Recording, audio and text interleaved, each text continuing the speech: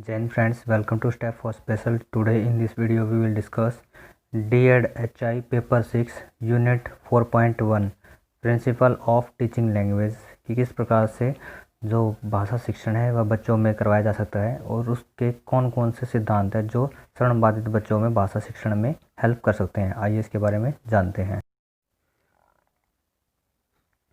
Jain friends, welcome to step for special. आज हम discuss करेंगे unit 4.1 principles of teaching language कि किस प्रकार से जो भाषा शिक्षण है उसके सिद्धांतों का हम एक हीरिंग इम्पेयर्ड बच्चे के लिए या श्रवण बाधित बच्चे के लिए यूज़ करते हैं, किस प्रकार से उसको भाषा सिखाने के लिए स्टेप टू स्टेप हम आगे बढ़ते हैं और किन किन विशेषकर जो टॉपिक्स हैं या फिर पॉइंट्स हैं उनको ध्यान में रखा जाता है भाषा शिक्षण के दौरान। आइए इन सब बातों का हम यहाँ पर जानने का प्रयास करते हैं कि किस हद तक हम बच्चे को भाषा शिक्षण कराने में सहयोगी हो सकते हैं अगर हम इन सब सिद्धांतों या प्रिंसिपल्स को अपनाते हैं। तो आइए जानते हैं। भाषा मनुष्य की एक आवश्यक वस्तु है जिससे उसके व्यक्तित्व का विकास होता है। मनुष्य में भाषा की शुरुआत जन्म से ही होती है। परिवार एक प्रथम पाठशाला के रूप में माना गया है। जब बच्चा शुरुआत में विद्यालय में आता है तो उसे भाषा संबंधित कठिनाइयों का सामना करना पड़ता है, क्योंकि तब बालक में भाषा अल्प विकसित होती है। अल्प विकसित मतलब कम। श्रवण बाधित बच्चे हेतु भाषा शिक्षण का कार्य होता है। भाषा शिक्षण के लिए कुछ नियम एवं विधियाँ हैं जिसे भली भांति प्रयोग में लाने के लिए कुछ सिद्धांतों का निर्माण किया गया है। अब यहाँ पर दिया गया है कि जो भाषा है मनुष्य के लिए बहुत ही इम्पोर्टेंट है, क्योंकि बगैर भाषा के वह अपनी नीड्स को या फिर अपनी जो आवश्यकताएं हैं उनको पूरा नहीं कर सकता। और यहाँ पर बताया कि जो परिवार है, परिवार को बच्चे की फर्स्ट स्कूल के रूप में देखा जाता है कि माता होती है जो उसका फर्स्ट टीचर होता है, ट्रेनर होता है, जो उसको इन्वायरमेंट या फिर वर्ल्ड या फिर सोसाइटी के बारे में इंट्रोड्यूस कराता है, जो उसको भाषा सीखने में हेल्प करता है। ये यहाँ पर बताया गया है कि जो भाषा शिक्षण है उसके लिए जो बच्चे के सामने बहुत सारी कठिनाइयाँ आती हैं उनको किस प्रकार से सॉर्ट आउट किया जाता है ये यहाँ पर बताया गया है। आइए इन सब के बारे में कुछ पॉइंटों के रूप में जानने का प्रयास करते हैं।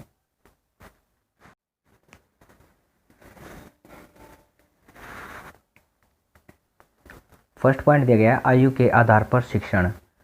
बालक सर्वप्रथम जब विद्यालय आता है तो उसकी भाषा कमज़ोर रहती है, अर्थात बालक में भाषा विकास नहीं हुआ रहता है। कि अगर जब कोई भी बच्चा स्टार्टिंग में जब अपने स्कूल में जाता है, जैसे कि प्री स्कूल में बच्चे जाते हैं, प्री प्ले में या फिर नर्सरी LKG UKG तक जब बच्चे जाते हैं तो उनके अंदर जो भाषा का विकास है वह बहुत अच्छा नहीं हुआ रहता, कि उनके सामने जो भाषा से संबंधित अनेक प्रकार की जो समस्याएँ हैं वो बच्चे को देखने को मिलती हैं। अब यहाँ पर आगे दिया गया है, यदि शिक्षक द्वारा भाषा को उच्च स्तर पर पढ़ाया जाएगा तो बालक उसमें रुचि नहीं लेंगे, जिसका कारण कम उम्र में भाषा को समझने का स्तर कम होता है। अब यहाँ पर बताया कि अगर जो शिक्षक है, जो लेसन है, कंटेंट है या फिर जो टॉपिक्स हैं उसको एक हायर एजुकेशन के लेवल की जो भाषा शब्द हैं, जो कठिन शब्द हैं, उनके साथ अगर प्रयोग करता है तो बच्चे उसमें इंटरेस्ट नहीं लेंगे, रुचि नहीं लेंगे, जिसका कारण होगा कि बच्चों की कम उम्र होना या फिर भाषा के बारे में कम ज्ञान होना। इसमें आगे दिया गया है, इसलिए विषय शिक्षक द्वारा भाषा शिक्षण के दौरान इन बच्चों की आयु और भाषा विकास के स्तर को ध्यान में रखना आवश्यक है। अब यहाँ पर बताया कि जो भाषा शिक्षण के जो शिक्षक होते हैं, कि जो लैंग्वेज के टीचर्स होते हैं, जैसे कि जो हिंदी लैंग्वेज को पढ़ाते हैं या फिर इंग्लिश लैंग्वेज को पढ़ाते हैं, तो उनके लिए सबसे ज़रूरी होता है कि वह बच्चे की आयु और उनका जो भाषा शिक्षण का जो विकास है उसको ध्यान में रखते हुए बच्चों के लिए कंटेंट का सिलेक्शन करें और उनको ही ध्यान में रखते हुए आप बच्चों के लिए जो पाठ्यक्रम क्रियाएँ हैं उनका जो निर्धारण या चुनाव करें। इन सब चीज़ों को ध्यान में रखते हुए जब टीचर अगर किसी सिद्धांत को बच्चों के सामने रिप्रेजेंट करता है भाषा शिक्षण के रूप में, तो बच्चे उसको तवज्जो देते हैं, उसको ध्यान देते हैं, अटेंशन देते हैं। यहाँ पर बच्चे जो टीचर है उसको कोऑपरेट करते हैं, ये यहाँ पर बताया गया है। आइए इसके बारे में जो सेकंड पॉइंट है उसमें जानते हैं। विषय वस्तु के बारे में पूर्व जानकारी देना, कि जो भी हम कंटेंट बच्चों के सामने डिस्कस करेंगे उसके बारे में बच्चों को पहले से पूर्व जानकारी होनी चाहिए ताकि बच्चे उसके बारे में अच्छे से कोरिलेट होकर कनेक्ट हो सके, ये यहाँ पर बताया गया है। आइए इसमें आगे जानते हैं इसके बारे में क्या दिया गया है। शिक्षण के दौरान विशेष शिक्षक जिस विषय वस्तु का अध्यापन कक्षा में कराता है तथा सभी बच्चे पूर्ण रूप से इसमें संतुष्ट हैं, विशेष शिक्षक को समय समय पर इसका निरीक्षण करना चाहिए। इसके लिए शिक्षक को चाहिए कि कंटेंट के बारे में बच्चों को मौखिक रूप से बताए, क्योंकि मौखिक चर्चा का बच्चों पर बहुत प्रभाव पड़ता है। अब यहाँ पर बताया कि जो विशेष शिक्षक होता है, स्पेशल एजुकेटर होता है, जब वह कक्षा में बच्चों के सामने शिक्षण कराता है तो उसके लिए सबसे ज़रूरी हो जाता है कि जो कंटेंट है, टॉपिक है, बच्चों के साथ डिस्कस करना। और उस कंटेंट को मौखिक रूप से बच्चों के सामने जब प्रेजेंट किया जाता है तो बच्चे उसको एक्टिवली ऑब्ज़र्व करते हैं और सुनते हैं, उसके साथ कनेक्ट हो पाते हैं। अब यहाँ पर जो एक मौखिक रूप बताया गया है, मौखिक रूप में होता है कि जैसे कि कुछ इंटरेस्टिंग फेजेस के साथ, जैसे कि जो लाउडनेस है, पिच है, जो क्वालिटी है, उसको अच्छे से मैनेज करके जब बच्चों के सामने चीज़ को प्रस्तुतिकरण के रूप में प्रस्तुत किया जाता है तो बच्चे उसको बहुत ज़्यादा पसंद करते हैं। आगे दिया गया इसमें, यदि बालक असमर्थ है तो शिक्षक को एक से अधिक बार विषय वस्तु को बताना चाहिए, जिससे बालक विषय वस्तु से पूर्ण रूप से परिचित होकर पाठ्य योजना को ग्रहण कर सके।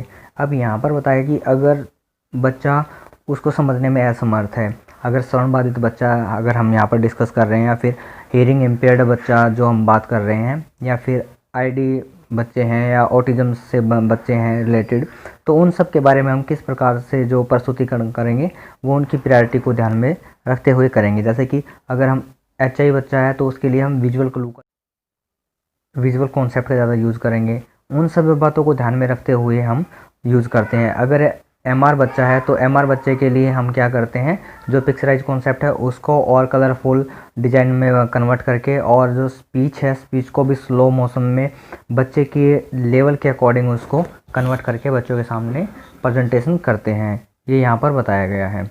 अब यहाँ पर जो ऑटिस्टिक बच्चे हैं उनको हम फिजिकली प्रॉम्प्ट देकर भी, वर्बल प्रॉम्प्ट देकर भी हम बहुत सारे जो इंडिकेशन हैं उनके साथ कनेक्ट करके जो विषय वस्तु के बारे में बच्चों को जानकारी देने का प्रयास करते हैं, या फिर उनको कनेक्ट करते हैं, या फिर उनको कनेक्ट करने की योजना बनाते हैं।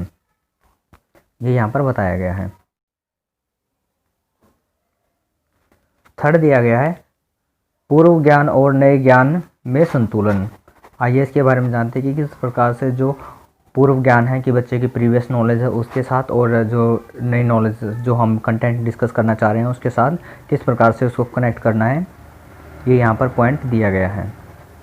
अब इसका जो एक्सप्लेनेशन है उसके बारे में जानते हैं।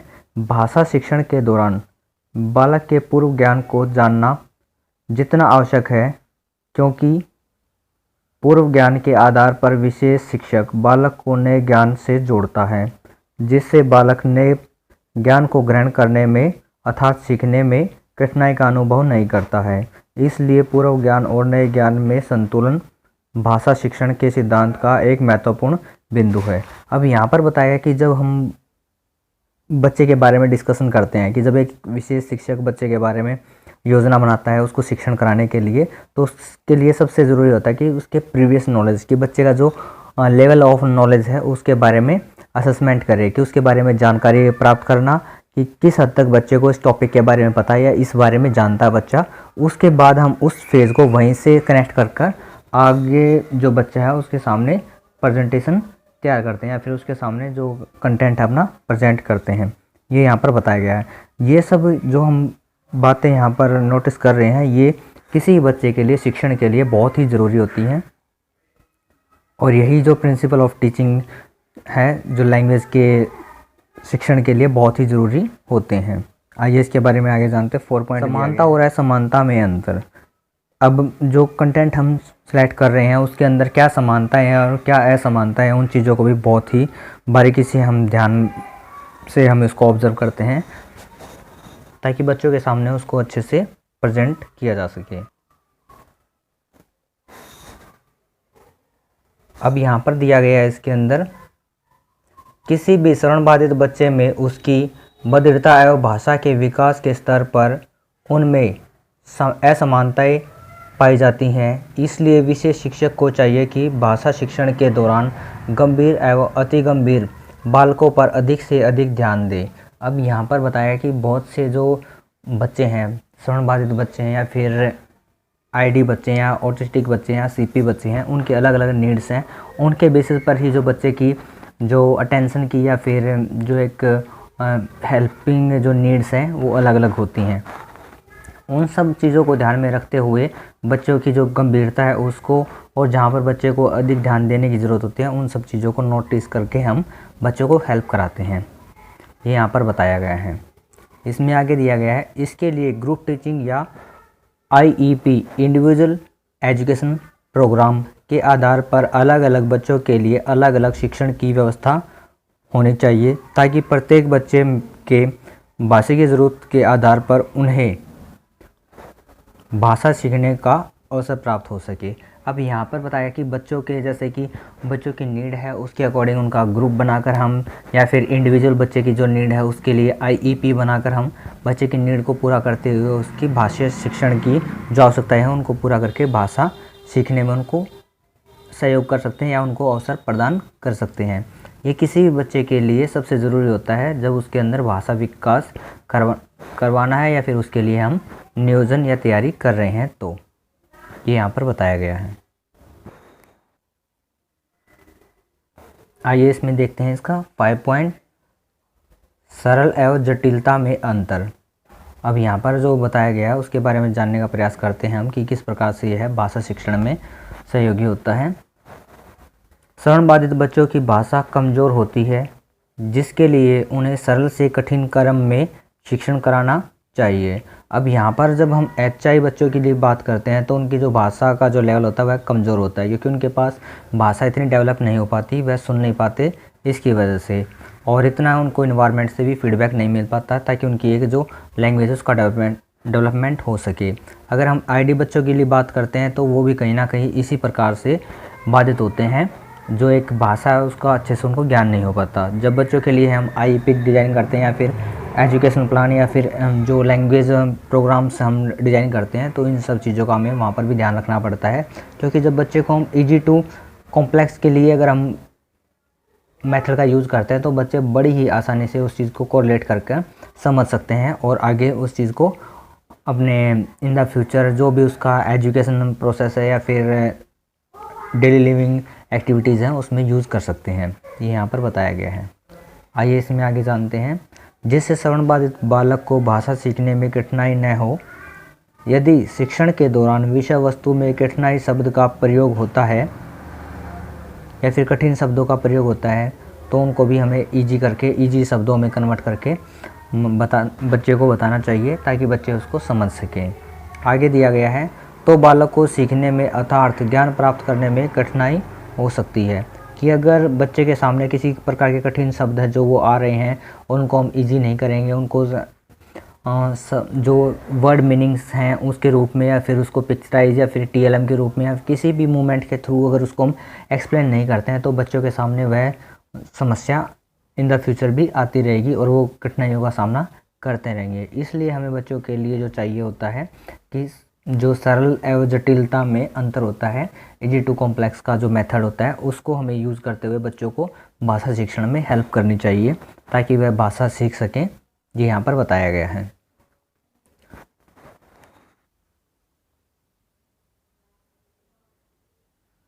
आगे दिया गया इसमें मूल्यांकन एवं निर्देशन में संतुलन। आइए इसके बारे में जानते हैं। श्रवण बाधित बालक के भाषा शिक्षण की प्रक्रिया में निर्देशन एवं मूल्यांकन एक दूसरे के बाद आता है। दोनों को एक दूसरे से अलग नहीं समझा जा सकता, क्योंकि जब हम निर्देशन लेसन प्लान देते हैं तो उसका मूल्यांकन भी करते हैं। मूल्यांकन सदैव दिए गए ज्ञान के आधार पर किया जाता है। अब यहाँ पर बताया गया है कि किसी भी लेसन के बाद जब हम बच्चों का असेसमेंट करते हैं कि बच्चे ने कितना उसका सीखा है या फिर कितना उसको दोबारा से हमें सिखाने के लिए योजना बनानी है, इन सब चीज़ों का जो निर्धारण है या फिर जो प्लानिंग है वह असेसमेंट के बारे में होती है कि किसी भी बच्चे के लिए जब हम उसका मूल्यांकन और निर्देशन में तुलना करते हैं कि कितना हमने उसको सिखाया और कितना बच्चे ने सीखा है, तो उसके बेसिस पर ही हम आगे की प्लानिंग कर सकते हैं। सभी चीज़ों को हम बड़ी बारीकी से ध्यान करने के बाद हम बच्चे की जो लैंग्वेज डेवलपमेंट है उसके लिए प्लानिंग कर सकते हैं। आइए इसके बारे में आगे जानते हैं। नरमता और दृढ़ता के बीच संतुलन।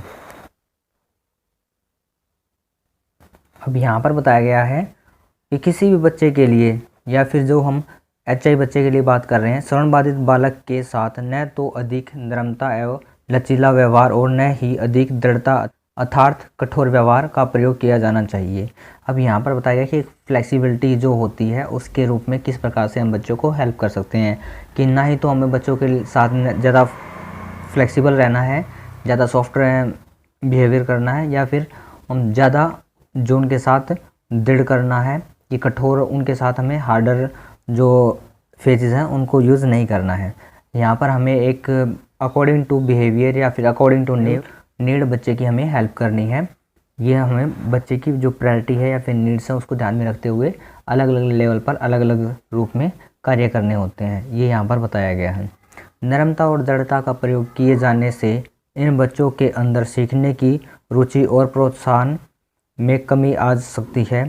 साथ ही शिक्षण के द्वारा अधूरा एवं अपूर्ण ज्ञान ही मिल पाएगा। इसलिए नरमता और दृढ़ता के बीच सदैव संतुलन बनाया जाना चाहिए। प्री प्राइमरी के बच्चों के लिए नरमता आवश्यक होती है, परंतु आगे के क्लासेस के लिए थोड़ी कठोरता भी ज़रूरी है। अब यहाँ पर बताया कि जो छोटी क्लासेस के बच्चे होते हैं उनके लिए हमें बड़ा ही पोलाइटली जो फ्रेंडली नेचर है उसके साथ उनको सपोर्ट करना चाहिए, और जो हायर एजुकेशन के लिए जो बच्चे हैं उनके लिए हमें थोड़ा सा स्ट्रिक्टली होना चाहिए ताकि वह अच्छे से सीरियस होकर जो कंटेंट है उस पर ध्यान दे सके। क्योंकि यहाँ पर बच्चे के साथ अनेकों प्रकार की जो एक्टिविटीज़ हैं वो जुड़ी हुई होती हैं, जहाँ पर हमें स्टेप स्टेप पर बच्चे की जो नीड के अकॉर्डिंग हमें स्टेप लेने होते हैं, उनको किस प्रकार से हमें डील करना है, उनके अंदर किस प्रकार का बिहेवियर है जो उनको एजुकेशन प्राप्त करने में रोक रहा है, उन सब चीज़ों का हमें मैनेजमेंट करने के बाद ही आगे बढ़ना चाहिए, ये यहाँ पर बताया गया है। अगर हम इस टॉपिक के बारे में इन द शॉर्ट समझे तो बच्चों के साथ हमें एक जैसे कि जो पॉट मेकर होता है उसकी तरह ही हमें हेल्प करनी चाहिए कि हम उसको सहला भी रहे हैं, सपोर्ट भी कर रहे हैं और उसको कुछ आगे के लिए स्ट्रेंथ भी दे रहे हैं या फिर उसको प्रेशर भी दे रहे हैं, फोर्स भी दे रहे हैं ताकि वह स्ट्रॉन्ग बन सके। इन सब बातों के आधार पर ही हम किसी बच्चे के अंदर भाषा शिक्षण के सिद्धांतों के बारे में प्लानिंग कर सकते हैं। आगे दिया गया है इसके अंदर मूर्त और अमूर्त के बीच संतुलन। आइए इसके बारे में जानते हैं। भाषा की दोनों सहकल्पनाएं मूर्त का प्रयोग अमूर्त धारणाओं को समझने में प्रयोग की जाती हैं, जो बच्चे के सोचने समझने और संप्रेषण कौशल के विकास में सहायक होते हैं। इन बच्चों को मूर्त रूप से ज्ञान दिए जाने के लिए अमूर्त को समझाना आसान होता है, क्योंकि अमूर्त प्राय कल्पना पर आधारित होता है। अब यहाँ पर बताया कि किसी बच्चे के लिए जब हम एजुकेशन के एस्पेक्ट्स की चर्चा करते हैं या फिर उनके पहलुओं की बातें करते हैं तो यहाँ पर सबसे ज़रूरी होता है कि बच्चे को एजुकेशन के साथ कनेक्ट करना। और जब एजुकेशन के साथ कनेक्ट करने के लिए कोई भी हम जो मूर्त कॉन्सेप्ट या फिर ग्लोब या मॉडल्स कुछ भी बच्चे के सामने रिप्रेजेंट करते हैं या प्रस्तुत करते हैं तो वो उसका मूर्त कॉन्सेप्ट होता है। और बहुत सारी जो ऐसी धारणाएं हैं जिनको हम बच्चों के सामने अमूर्त रूप में समझाना चाहते हैं, लेकिन उनको समझाने के लिए हमें मूर्त कॉन्सेप्ट का यूज़ करना होता है। जैसे कि अगर बच्चों को हम साइंस के कॉन्सेप्ट समझाते हैं तो वहाँ पर भी इस चीज़ का हमें यूज़ करना होता है। और बहुत सारे जो कुछ हमारे मैथ में टर्म्स होते हैं जिनको हम भी प्रैक्टिकल करके जो अमूर्त कॉन्सेप्ट हैं उनको बच्चों के सामने प्रेजेंट करते हैं, ये यहाँ पर बताया गया है। और इसके लिए जैसे कि साइंस में हम बातों को बच्चों के सामने दिन और रात का अगर कॉन्सेप्ट करते हैं तो वहाँ पर हम एक मॉडल के रूप में बच्चों के सामने उसको प्रस्तुत कर सकते हैं कि किस प्रकार की जो एक्टिविटी है जो इन्वायरमेंट में होती है और जिसकी वजह से डे और नाइट का हमें इन्वायरमेंट देखने को मिलता है, ये यहाँ पर बताया गया है। आइए इसके बारे में आगे जानते हैं। विषय वस्तु रचना एवं व्यवहार में संतुलन। आइए इसमें जानते हैं विषय वस्तु रचना एवं व्यवहार में संतुलन कि किस प्रकार से यह भाषा शिक्षण में हेल्पफुल होता है, आइए जानते हैं। जैसा कि सभी जानते हैं, भाषा के मुख्य 3 भाग होते हैं: रूप, विषय वस्तु एवं उपयोगिता। यह सभी चीज़ें भाषा सीखने के समय समुचित रूप से प्रयोग में लाते हैं। भाषा व्यवहार के लिए इन तीनों बातों का पालन किया जाना अति आवश्यक है। श्रवण बाधित बच्चों के लिए भाषा व्यवहार को व्याकरण एवं संप्रेषण से सिखाना और उसके व्यवहार में लाने का काम करता है। इस प्रकार भाषा शिक्षण हेतु भाषा की विषय वस्तु, भाषा की रचना एवं व्यवहारिक भाषा में संतुलन स्थापित किया जा सकता है। भाषा शिक्षण के इस सिद्धांत के अनुसार भाषा शिक्षण का कार्य किया जाना चाहिए। इससे भाषा शिक्षण की प्रक्रिया पूरी की जा सकती है। अब यहाँ पर बताया कि विषय वस्तु, रचना एवं व्यवहार में संतुलन किसको किस प्रकार से कनेक्ट कर सकते हैं हम। अब यहाँ पर बताया कि जो श्रवण बाधित बच्चे होते हैं उनको भाषा सिखाने का कार्य बहुत ही पेचीदा होता है। अब वहाँ पर जो भाषा सीखी जाती है उसको व्यवहार में लेकर आना, कि बिहेवियर में लेकर आना उस चीज़ को, और किस प्रकार से उसकी जो रचना है वह की जानी चाहिए और विषय वस्तु के साथ उसको किस प्रकार से कनेक्ट करना चाहिए। इन सब चीज़ों की जो एक इन्फॉर्मेशन है या जानकारी है बच्चों को जो देनी है, वह भाषा शिक्षण के रूप में प्रदान करने के लिए विषय वस्तु, रचना और जो व्यवहार की संतुलन रणनीति है उसके बारे में जानकारी प्राप्त करके ही बच्चों को इस सब चीज़ों के बारे में जानकारी प्रदान की जा सकती है। यहाँ पर बताया गया है। ये विशेष रूप से जो हीयरिंग इम्पेयर्ड बच्चे हैं उनके लिए भाषा शिक्षण के लिए यहाँ पर टॉपिक डिस्कस किए जा रहे हैं। लेकिन एज इट इज़ जो टॉपिक्स हैं जो एमआर बच्चों के लिए या एएसडी बच्चों के लिए भाषा शिक्षण के लिए भी प्रयोग किए जाते हैं। कि जो एमआर बच्चों के लिए क्या होता है कि वो इंटरेस्ट दिखाते हैं लेकिन उनको चीज़ें बहुत सारी मेमोराइज़ नहीं हो पाती, और जैसे कि हीयरिंग इम्पेयर्ड बच्चे किसी चीज़ को प्रोनाउंसिएशन नहीं कर पाते, उसी प्रकार से जो एमआर बच्चे हैं उनको भी किसी वर्ड को उच्चारण करने में समस्याएं होती है।